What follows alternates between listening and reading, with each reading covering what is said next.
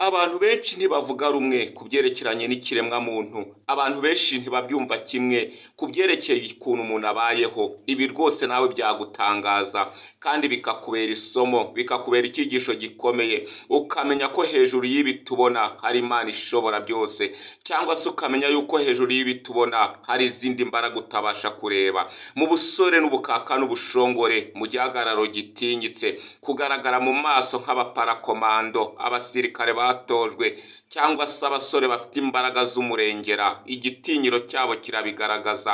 Ubukaka n'ubushongore, imbaraga no kureba kwabo biragaragaza ko biteguye kugira icyo bakora. Nyamara muri aba basore nta n'umwe uhuje n'undi bitekerezo mu byerekeranye n'umutima wabo, kuko buri muntu wese afite icyo agambiriye mu mutima we. Abantu bashobora kugira ibyo bahuriraho, ariko imitima yabo ihabanye kure cyane. Birumvikana ko abantu bashobora kugira igikorwa bakora bafatanyije, ariko buri muntu wese afite uwe mutima, afite ukwe gutekereza, kandi buri muntu wese afite icyo agambirira hanyuma yo guhura n'abandi. Buri muntu wese iyo amaze gutandukana na mugenzi we aba afite imigambi agomba gukora, kandi akagira imigambi agomba gusohoza.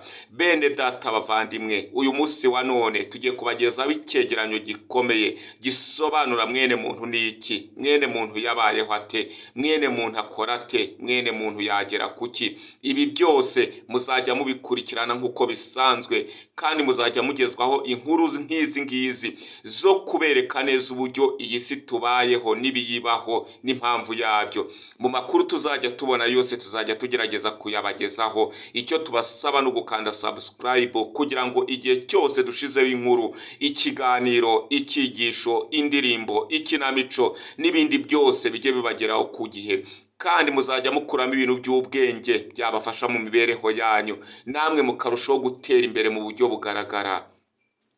Reka mbabwire nshuti nkunda, ibintu byayobeye abantu benshi ni uburyo abantu bagaragara mu isi. Umuntu akagaragara afite imbaraga z'umurengera, akagaragara akoresha imbaraga nyinshi mu mirimo akora, akagaragara yitanga, akagaragara avuga, akagaragara ajya inama, ariko akazisanga ari we muntu ukora ibintu bidakwiye.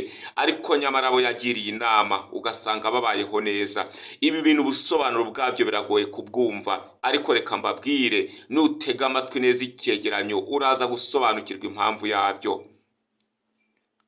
Nk'uko mwabibonye tugitangira, ishusho yagaragaraga ni y'umukobwa mwiza, afite isura nziza, afite igihagararo cyiza, arareba neza rwose, yambaye neza, afite igitinyiro n'igihagararo umuntu wese ashobora kureba akumva aramutinye mu buryo bw'ibigaragara. Ariko ntibibuza abasore b'ibikwerere nk'aba, abasore b'ibikaka, kumwegera badatinya, maze bagatangira kumucokoza, bakamubaza izina n'aho akomoka, aho atuye n'aho yarerewe. Ibi byose bituruka kuki? Ibi byose biterwa n'iki? Ni izihe mbaraga zitera umuntu gushira ubwoba? Ni izihe mbaraga zituma umuntu adatinya? Ibi byose turabikomeza muri iki kiganiro. Ubuhanga butangaje bw'abashinze amadini no kwemera, uburambe mu gutegura neza imitima y'abantu, kutarya indimi no gushishoza mu byo bavuga, mu byanditswe byose bakabigendamo neza, umurongo ku wundi, ijambo ku ijambo, kutagira aho basobwa kugira ngo badatahurwa n'ababakurikiye. Ibi ni bimwe mu byavuzwe n'abahanga b'Abafaransa, bavuga ko abantu bigisha ijambo ry'Imana bafite ubwenge n'ubucakura, ubunararibonye bwo kuyobya abantu no kubashora mu bitagira umumaro kugira ngo bigarurire imitima yabo. Ariko ibyo twe ntabwo ariko tubyemera. Bamwe muri twebwe, nawe ufite uko ubyumva. Ibi bigaragaza neza ko hari imbaraga zirenze umuntu afite tutazi. Ariko iyo ubisomye neza mu gitabo cy'Itangiriro, ndavuga mu gitabo cya Bibiliya, usanga ari ahantu hari ijambo rivuga ngo Imana iravuga ngo tureme umuntu agira ishusho yacu kandi ase natwe. Ibigaragara nuko Imana ifite imbaraga, Imana ikaba ifite imbaraga z'umurengera, kandi nimba Imana yararemye umuntu imukunze, yagombaga kumuha imbaraga, ikamuha ubwenge n'ubushobozi n'ubukaka bwo kudatinya icyo ari cyo cyose. Kandi mwibuke neza ko Imana imaze kurema umuntu yamubwiye ati dore nkuhaye ubutware, utegeke ibiri mu isi byose kandi ubigenzure, kandi n'ibiriho byose bigengwe nawe. Ariko sinibaza impamvu Imana yahaye ubwenge n'ubuhanga n'ubukaka bwo kugenzura mugenzi we cyangwa se umuntu ku muntu, ikiremwa ku kindi. Ibi biratangaje kandi biteye inkeke. Wakwibaza impamvu buri muntu Imana yamuhaye ubwenge n'ububasha n'imbaraga, ariko ugasanga agatsiko kamwe ariko kiharira imbaraga za mwene muntu. Ugasanga abantu runaka, itsinda runaka nibo bayoboye abandi. Ibi wabisobanura gute? Kurikira ikiganiro uraza gusobanukirwa. Umukobwa mwiza ufite igihagararo, igitinyiro, indesho, kutagerwa no kumureba gusa. Kumureba gusa birahagije kugira ngo wemere ko hariho umuremyi, kandi isura ye n'ishusho ye biragaragara ko ari umukobwa mwiza rwose. Ariko nanone usanga hari itandukaniro mu bantu baba ku isi. Hari abantu usanga birabura, abandi bakaba inzobe, abandi bakaba ibikara, abandi bakaba umuzungu, kandi wabigenzura neza ugasanga twese twararemwe ku ishusho y'Imana. Ukabasha kwibaza ikibazo kandi ukabura ubusobanuro. Ariko reka nkubwire, abahanga mu bya Bibiliya nubwo benshi batayemera, benshi bakayivuga uko itari, benshi bakayivugaho amagambo bakurikije n'icyo bashaka kugeraho, basobanura neza ko guhindagurika k'umuntu, ingano, uruhu, indesho, imibereho, byose bituruka ku ngaruka z'icyaha. Ariko ntabwo twabikwemeza muri aka kanya, kuko buri wese afite uko yemera. Nawe wakwigenzurira ukicukumburira, ariko nanone ugakomeza wibaza ikibazo: kuki habaho abantu bagufiya, abandi bakaba barebare, abandi bakabyibuha, abandi bakagira umubiri muto, abandi bakirabura, abandi bakaba ibikara, abandi bakaba inzobe, abandi bakaba abazungu? Iyo mpamvu isobanurwa n'iki? Ni iyihe mpamvu ituma abantu bose batagira uruhu rusa kandi bararemwe mu ishusho y'Imana?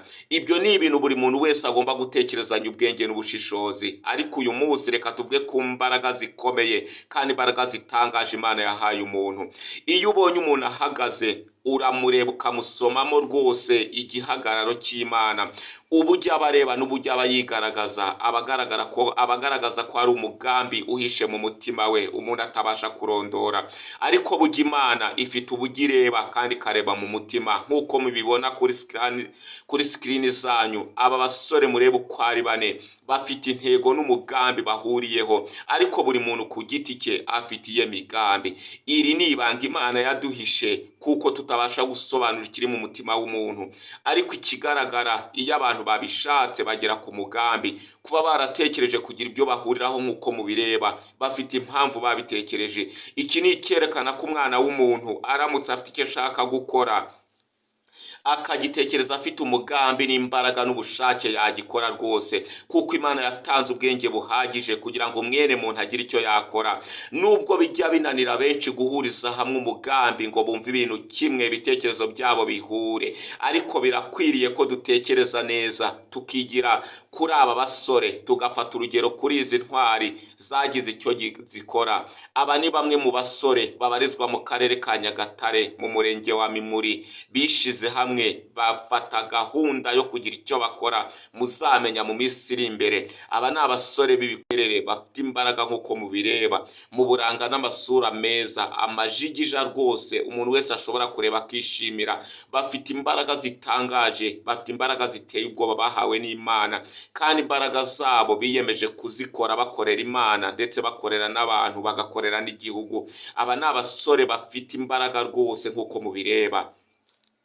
Burya koko reka mbabwire, Imana yaremye umuntu imukunze, kandi Imana yamuremye mu ishusho yayo, kandi Imana yahaye umuntu ubwenge n'igitinyiro n'igihagararo. Niyo mpamvu umuntu ufite inshingano akora, umuyobozi cyangwa se wahawe ububasha n'itegeko, aho ageze hose bamwubaha, ndetse aho bishoboka bakunama. Ibi birakwiriye ko tubikora, kuko twashijwe mu isi kugira ngo twubahe, kandi birakwiriye ko tugira ibyo twiga kandi tukagira ibyo tumenya. Birakwiriye neza nimba ugeze ahantu ugasanga uri mutoya kuri bo, ugomba kubaha rwose, kandi byashoboka ugatanga icyubahiro. Ibi nta cyaha kibirimo, nta no kugoma kubirimo, imbere y'Imana birera. Nimba ugeze mu buyobozi runaka ugasabwa guca bugufi, urasabwa kubikora byanze bikunze, kuko ikiremwa muntu nicyo kiberaho. Ugomba kumvira abakuyobora, ukumvira abagutegeka. Ari nayo mpamvu Imana idusaba kuyumvira kandi ikadusaba kuyubaha, kuko ariyo yaturemye maze ikadushira ku isi.